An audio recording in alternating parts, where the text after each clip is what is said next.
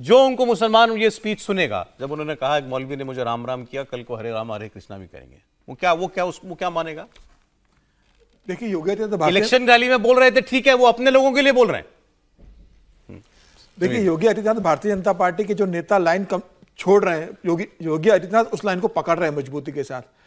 Yogi Adityanath Bharatiya Janata party के सबसे बड़े हिंदुत्व के नेता बनकर उभर रहे हैं और योगी आदित्यनाथ इस बात को जानते हैं कि उनका प्रशासन सबका साथ सबका विकास का जरूर है, उनकी योजनाओं में किसी के साथ भेदभाव नहीं होता है, लेकिन वो इस बात को जानते हैं कि उत्तर प्रदेश की जनता उन्हें किस रूप में पसंद करती है, पूरी देश की जनता उन्हें किस रूप में पसंद करती है और भारतीय जनता पार्टी को स्टार प्रचारक है और भविष्य वो भारतीय जनता पार्टी में अपना किस रूप में देखना चाहते हैं। योगी आदित्यनाथ जानते हैं कि वो सिर्फ भगवाधारी नहीं है, एक मठ के संत नहीं है, एक हिंदुत्व के फायर ब्रांड नेता है। तो वो जो बोलेंगे पूरे देश के अंदर जाएगा। जम्मू कश्मीर में वो जो बात बोल रहे हैं वो सिर्फ जम्मू कश्मीर के लिए नहीं है, पूरे हिंदुस्तान के लिए वो एक मैसेज देना चाहते हैं। योगी आदित्यनाथ भारतीय जनता पार्टी के अंदर एक अपनी लाइन बनाना चाहते हैं और वो बताना चाहते हैं कि मेरी राजनीति ये है, मैं इसी राजनीति पर चलने वाला हूं। और मुझे लग रहा है नहीं, मुसलमान सुनेगा तो क्या सोचेगा, जो इनका सवाल है। मुसलमान भी सुनेगा ना, उसमें भी एक बड़ा वर्ग है, उसको तो नहीं लगेगा, लेकिन एक बड़ा जो इस समय कट्टरवाद पनपा गया है, देखो देखो तुम्हारे से राम बुलवाना चाहता है, हो सकता है इसका वीडियो निकाल कर और ये चलाया जाएगा, वो सुनाया जाएगा, वैसे जिस प्रकार की सभा वो होगा रिएक्शन, लेकिन वो सच नहीं है। कहा भी तो साफ साफ वही है सर, कहा है उन्होंने क्या कहा है? नहीं, अगर जबरदस्ती बोलवाएंगे नहीं, आप कैसे जबरदस्ती बने नहीं, सबको हिंदू बना देंगे? मैंने नहीं कहा, उन्होंने सिर्फ इतना कहा आज राम राम कह रहे हैं, कल कोई हरे रामा हरे कृष्णा गाएंगे, बोलेंगे, क्योंकि उनको समझ में आएगा। लेकिन दूसरे तरीके से ले सकते, लेकिन मैं तो दूसरी बात कर रहा हूँ। जो आप ये बात तो खत्म हो गई, समीर जी जो बात कर रहे हैं वो तो एक नई पॉलिटिकल डिबेट शुरू कर रहे हैं। अब वो पता नहीं आप कब करेंगे। बहुत बड़ी शरारत करना चाह रहे हैं। आपके प्रश्न देखिए, आप मत फंसिएगा। योगी आदित्यनाथ जो बोल रहे थे कि एक मुसलमान ने राम राम कहा, तो योगी आदित्यनाथ संदेश देना चाहते थे कि भाई जिस तरीके से केंद्र में प्रधानमंत्री नरेंद्र मोदी की सरकार काम कर रही है सबका साथ सबका विकास की, जिस तरह योगी आदित्यनाथ सबका साथ सबका विकास का काम कर रहे हैं, तो मुस्लिम का एक बड़ा वर्ग है जिन्हें लग रहा है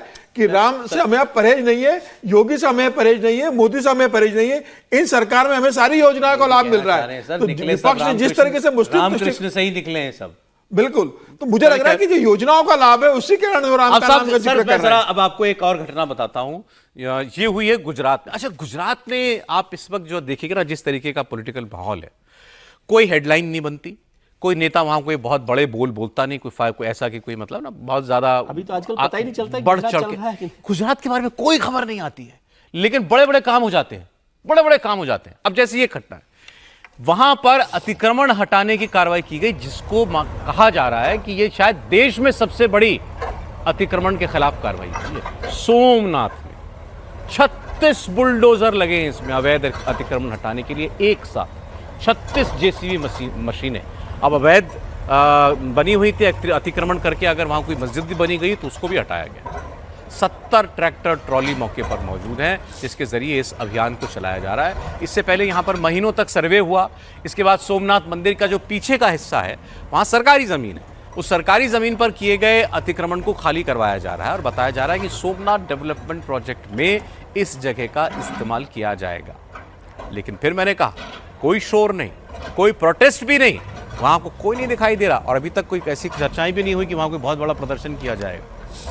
थोड़े प्रदर्शन हुए हैं, वो मतलब पुलिस आई, ऐसा नहीं कि कोई बहुत बड़े लेवल। अच्छा, मीडिया को भी उन्होंने एंट्री नहीं दी, ये भी बताना चाहिए। ये वीडियो तो आजकल बन जाते हैं, वीडियो कोई भी बना सकता है, अदरवाइज वहां पर मीडिया अलाउड नहीं था। देखिए क्या है कि इसी प्रकार से एक्शन की आवश्यकता है, कि आपका एक्शन बोलना चाहिए, कि जिन लोगों ने ये पहले देखा कि कैसे यहाँ अवैध बस्तियां बसी हैं, अवैध निर्माण हुए हैं और वहाँ की जो घटनाएं हैं, क्राइम की इतनी चीजें आ रही थी, वहां से लोग पकड़े जा रहे थे, पकड़ना कठिन हो रहा था, एक बार फैसला करो।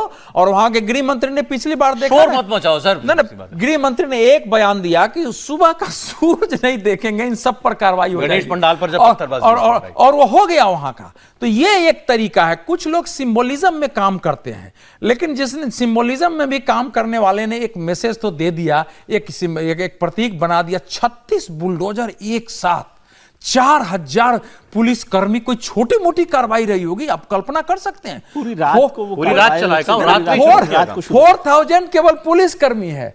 36 अगर ये है तो उसमें लोग कितने लगे होंगे, इसका मतलब 20-25 हजार लोगों का पूरा वहां लगा होगा, मजदूर रहे होंगे, कितनी और गाड़ियां तो रही सारे होंगी ट्रैक्टर ट्रॉली वहां से हटाने के लिए रात को वो ये सारा तो हुआ। मेरे तो मतलब आप सोमनाथ यदि जाएंगे तो सोमनाथ में जहां मंदिर बना हुआ है, एक तो चीज ये है कि ये जो घटना, एक तो वैसे ही सोमनाथ से प्रेरणा लेते लेते हम कहाँ पहुंच गए। राम मंदिर के निर्माण पर जब चर्चा होती थी, यदि आपको सोमनाथ को याद किया तो जाता सोमनाथ को याद किया जाता था कि सोमनाथ का पुनर्निर्माण जो है, सोमनाथ पटेल 2014 में देवेंद्र फडणवीस ने ऐसा एक बड़ा अतिक्रमण विरोधी अभियान चलाया था, जब फॉरेस्ट की लैंड पर कब्जा कर लिया गया था वहां पर, तो देवेंद्र फडणवीस का चला था। उस समय उसी इतने ही बराबर था, उस समय भी लगभग 3.5 एकड़ जो बड़ा एरिया था लैंड का, वो 48 घंटे लगातार चलाकर महाराष्ट्र सरकार ने वो खाली करवाया था।